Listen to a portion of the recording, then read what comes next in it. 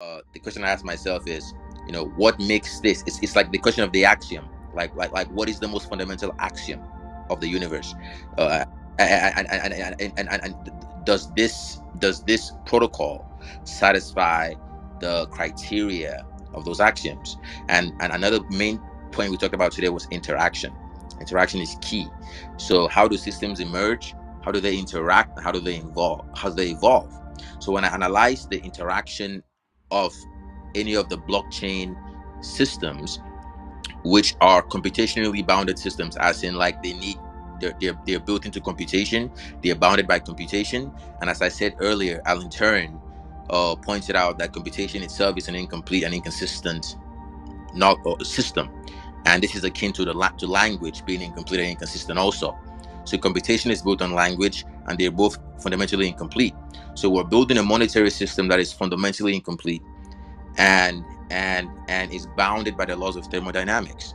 That's fine. That's fine. And they make the argument that this is the most powerful monetary system we've had thus far. And I was, you know what I'll say? I'll say, let's say that that's the case, right? Okay, let's say that was the case.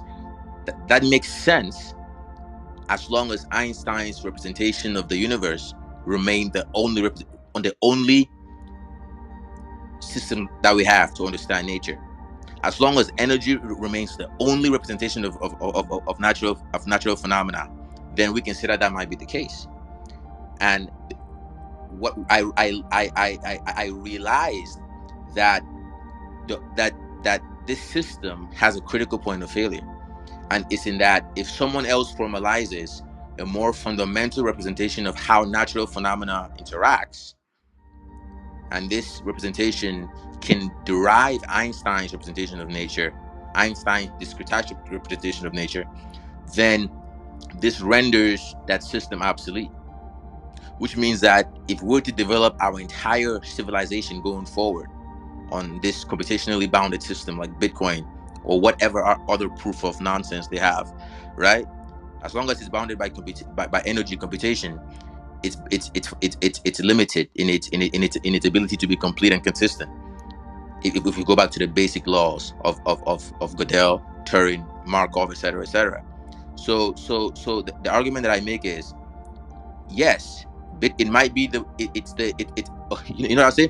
They say that it's the hardest money man has ever made, but I'll make the argument that it's as hard as a vase. A vase for a flower, but if you drop that vase in the ground, that vase shatters. So I think that's the part that they leave out, is that when it comes time for these systems to be tested, they will shatter, and that's because they're bounded by they're bounded in computational systems, computational representation. So my question became, how do we transcend that? How do we have a consensus mechanism that is not limited to a computer, right? And then this goes to nature. How the hell does nature do it? Now I'm going back to the question of the room is, how do we differentiate between nature's intelligence and artificial intelligence and human intelligence? Because there has to be some consensus that governs all three. And what is that consensus?